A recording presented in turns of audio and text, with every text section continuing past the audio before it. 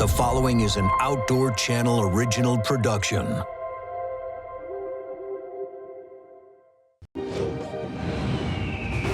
The symbiotic relationship between conservation and the sustainable use of wildlife is often misunderstood. Modern society prefers to ignore the reality that these massive conservation efforts are funded by hunting, and thus hunters themselves serve as their greatest protectors. In North America, protection of iconic species like the whitetail deer begins with careful collaboration between the hunting community and government-run state management. Working together, they closely study these populations to protect and manage their health. But such work is a year-round affair, and in the extreme winter conditions of the South Dakota heartlands, biologists funded by hunters are raising the bar of conservation to a whole new level.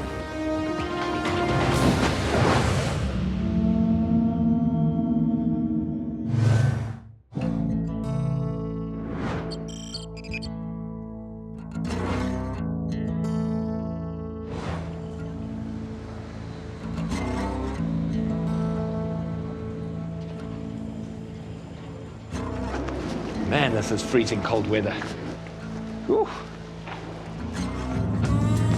Well, it's frigid outside. It's -9 degrees as we drive across the prairie of South Dakota.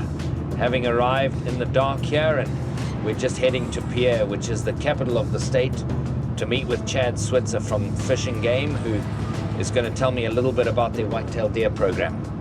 The whitetail deer is the most hunted animal on the planet, therefore generates the most hunters' dollars in revenue, and is able to support the biggest research initiatives anywhere in the country.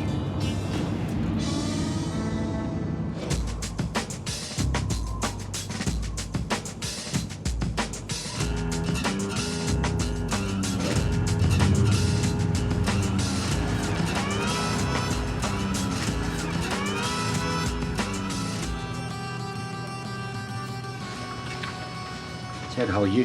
Good. How you doing, Ivan? Nice to see you. Yeah, thanks for coming. Thank you for all your time. Absolutely. Whitetails would be probably our most pursued big game species in the state. They're the most abundant and most readily available. I would say, looking back 50, 70 years ago, folks got pretty excited. I remember my grandpa talking about how it was a big deal in the coffee shop to Really? at the gas station to actually see a deer. No way. You know, it's hard for folks to imagine that today. Deer hunting is a big economic boon to the state. And a giant proportion of that funding in some way, shape or form ends up back into the conservation of that species, doesn't it? It absolutely does. The license fees are matched with federal dollars, you know, whether it's Pittman-Robertson or other federal dollars that come in. Landowners are key in this state. 80% of the land is owned by private landowners. That's So high we've got to be able to work and cooperate with our landowners to make things work and do the best we can for these species. Do you know how many you've got out there that are collared? How many you collar each year? As we conclude our collaring efforts this year, the captures and collars, we're probably going to be around that 1,000 to 1,200 Wow. Deer ready to market across That's the a state. great segment of the population to draw some averages on. It is, and so we're radio marketing and studying annual survival rates is our predominant feature that we want to obtain from this is survival rates to help us better estimate population size and change in population and allocate the highest number of hunting opportunities through licenses that we can still maintain that population where we want it. Chad, so collaring these animals, I mean, that must be quite a deal. What does that look like? How do they do it?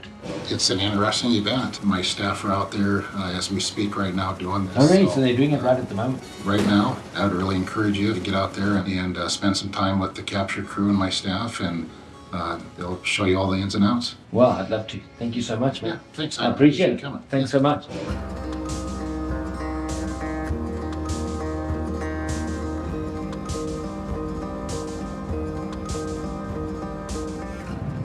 Well, we're just coming up to the Fish and Game office here in Chamberlain, where I'm hoping we're going to meet the capture team and everybody that's about to be on the front line of this deer capture. How's it, Mike? Hey, how's it, Ivan? You fine? Good, and you? Good, man. Yeah, lekker. Good. What's happening? Nothing's good. Good, and you? Yeah, good, man. Yeah. No catching today. No. Today we have, I think they say -21 Fahrenheit, something ridiculous temperatures. Yeah, leaning out of a helicopter in this weather wouldn't be fun. Not at all. So the nice thing about this system, so this is the net gun itself. Okay. Tiny little system. Yeah, it's just break up and barrel. We don't use a bolt action anymore. This is much safer quicker. Yeah. Close it, you don't have to pull the hammer back. Only when you've got the net gun out the door and coming up to animal, you can pull the hammer back. So everything is about safety. We want to be safe in the helicopter. Of course. So there's a packed net. Yeah, so feel that one. That one's heavier. Oh, yeah, Because now you've got 4 stainless steel weights and the net inside there. So that's what it looks like when it's packed. Wow. So there's a lot of moving parts to this. Oh, absolutely. Oh, yeah. You've got so many combinations. You've got the size of the net, the mesh size, the thickness of the cord, whether the net's got knots or not, the angles, the weight size, the charge size. Then you've got the wind. Tailwind, headwind, side wind. And then the animal. Oh, then the animal. There's so many variables. You know, you look at these things, and as we're hopefully going to find out in the coming days, this is one of the chosen methods of catching animals, and we're going to hopefully understand exactly why. But really, when you look at this equipment, everything from the helicopter, the pilot, the net gun itself, the choice of nets, the choice of weights, the design of this whole thing, this is some cool and very interesting stuff. And I wouldn't have thought that a 308 blank and a piece of nylon netting would be your choice for capture, but it sure is, and from what I hear, these guys do pretty well with it.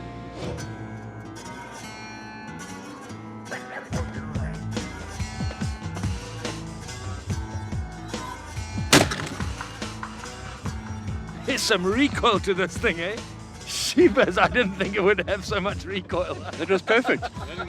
Sure, this is a piece of equipment. You could see how that net spread out onto that bank, and if that was a white-tailed deer or any animal running and that net went over it like that, it would stop it dead in its tracks. Well, after a couple of shots and seeing how this thing works, I can't wait to seeing it being fired out of a helicopter at a live running animal. So hopefully the weather's going to break. Hopefully we'll get a little bit warmer weather tomorrow and we'll be able to do some of the real thing. There's no way we'll get these vehicles over this drift.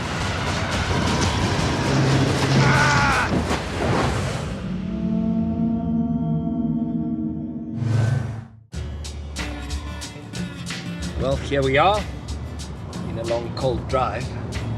Looks like they're just getting the chopper out right now.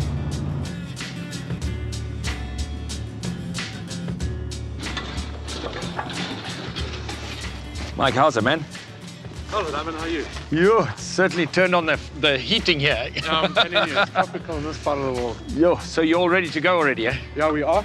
We're about to fire up the machine and we're going to head down to the river here and we're going to start catching a bunch of prawns this morning. They wanted us to do 210 and we're down to the last 15. Oh, perfect. So we would have liked to have got it all done, but some weather delays. It's cold. And so at what point is it really dangerous for the deer? My concern is that when we chase deer, we like to chase them quickly and get them down the ground. So if you chase them too long and it's too cold, then it can actually start breaking the lungs down and they start capillaries, they start drowning themselves. Basically their lungs start freezing. Absolutely, and then we start getting mortalities, and the whole objective is to catch these things, but this cold weather can cause a problem. Sure. So we're going to try it today with this cold weather. We just have to get onto them quickly and then process them quickly and get them to VCO. Cool. Well, we look forward to seeing you in the field. No, super. Sounds great. Thanks, man. Thanks, Good to see you. Yeah, you Lekker. too.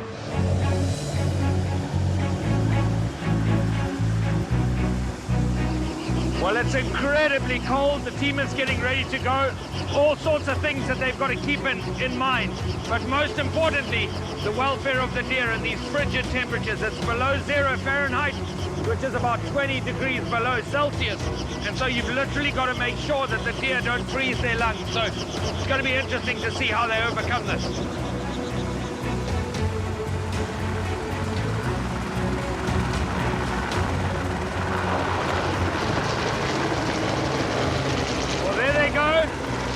To get the first whitetails, we're going to follow in the vehicles.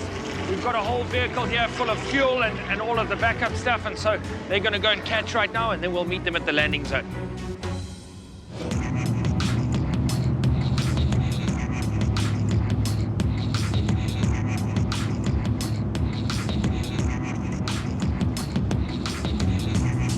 Well, we've just arrived at the landing zone where the chopper's going to come in here, where they'll refuel and repack all of the nets that they fired. The biologists are in front of us. The truck with the fuel is here. Now we're just going to go ahead and check the landing zone itself.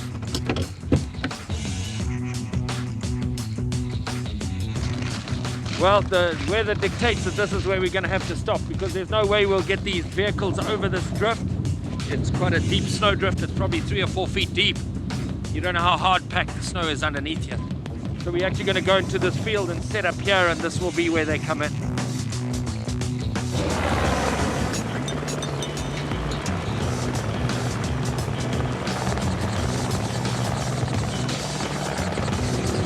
Well, they've just been discussing where the whitetails are. We're going to actually stay here. They're going to work a little bit closer to us here. They've got a certain quota for each of the counties and for each of the properties. And so they've still got to get 3 or 4 more for quota before we can actually move. So they're going to take off. They're going to carry on. The chopper's already been refueled. And hopefully they'll get another few whitetails.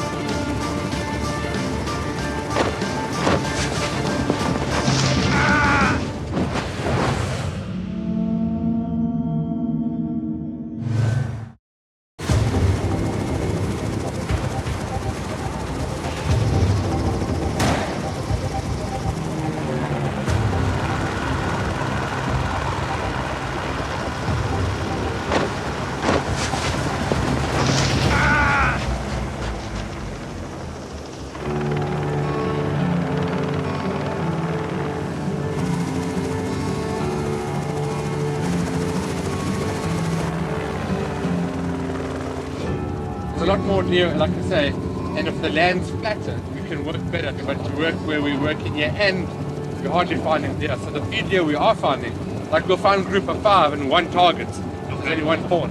To try and get in there and work them, it's just fawn bunches under. We're going to kill it. Is what we're going to do. Okay, we'll head there, and then if we have to, then we'll work back down. Correct. Yeah. Okay. Sounds like a great plan. All right.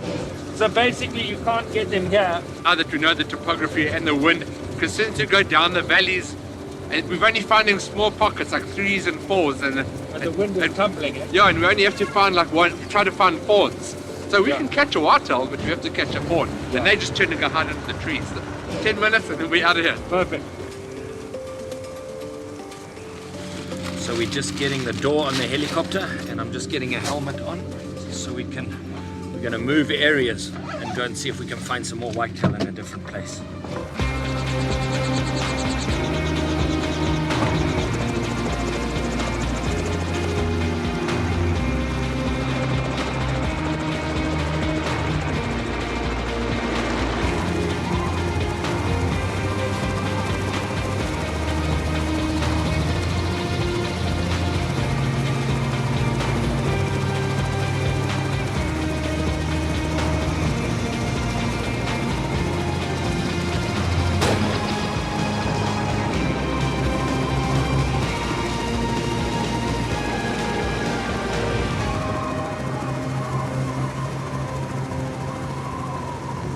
Well, step 1 is to get the net untangled, and then to tie him up so he doesn't escape halfway through the process.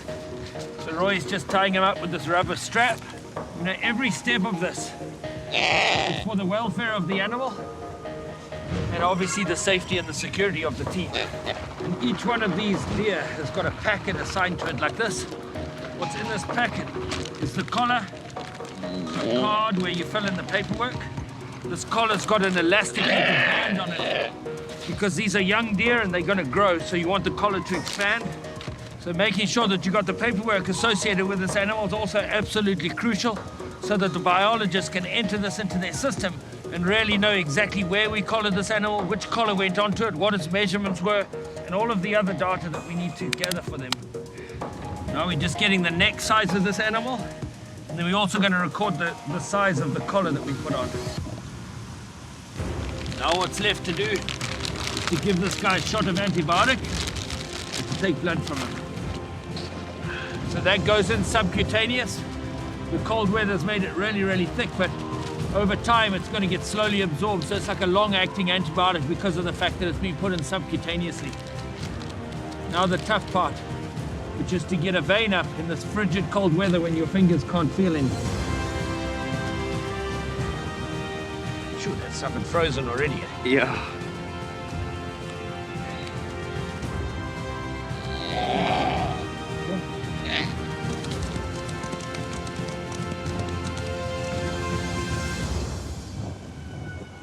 We've still got a few more on quota, but the day's not promising to get any warmer.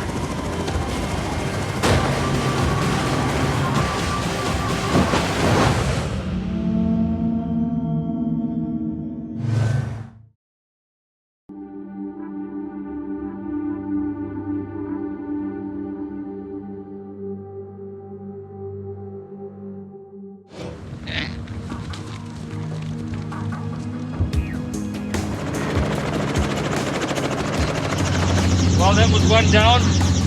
All of the processing of that deer, and you realize how cold your hands get when you're out there. What amazing temperatures and what an extreme condition these animals can actually thrive in. It's unbelievable. Another collared animal, and the lessons that are learned from that collar, from this whole initiative, are going to help into the future conservation of this unbelievable initiative.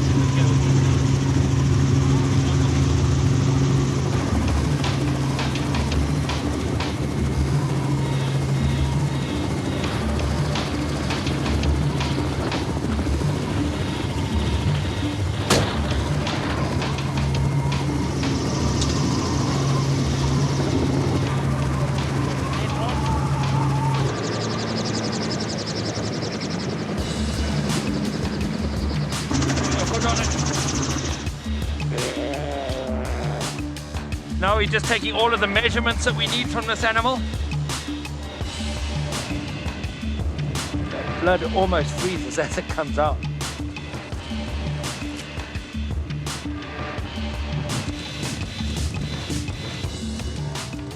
Well, we've just done a couple of whitetails this morning. The wind is still howling, the temperature's still unbelievably low. It's really hard to just get the fine motor skills and the tips of your fingers when you're trying to attach a collar, take a blood sample, all of these measurements and writing records. This is not for the faint-hearted. This is unbelievably difficult.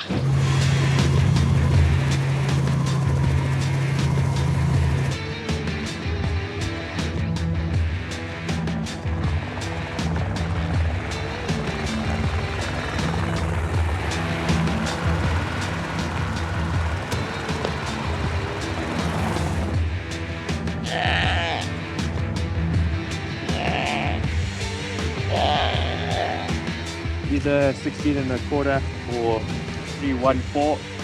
314. 86.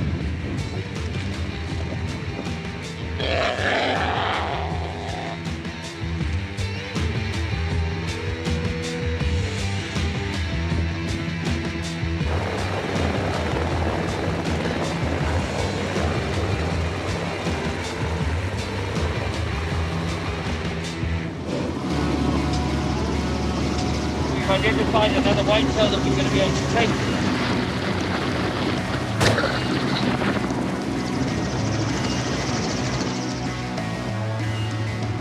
It is bitterly, bitterly cold here. Unbelievable what this wildlife can put up with. And if the wildlife can survive it, the conservationists have to put up with it.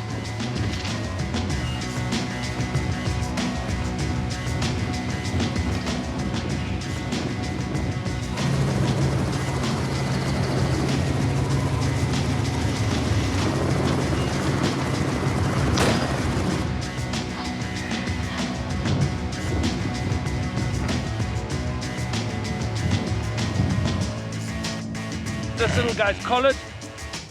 He's had an injection of antibiotic. We've got a blood sample from him, and we're almost ready to untie him and let him go.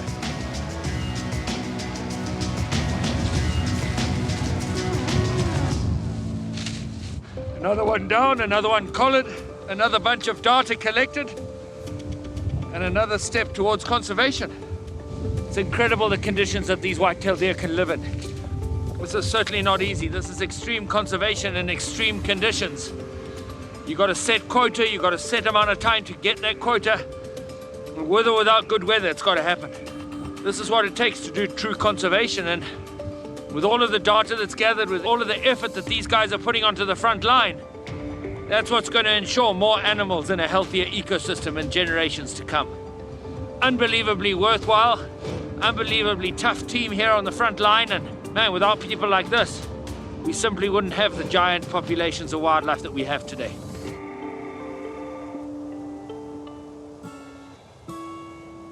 "10 minutes ago, this field behind me was a hive of activity. There was a fuel truck, there was a helicopter, there was a whole capture team.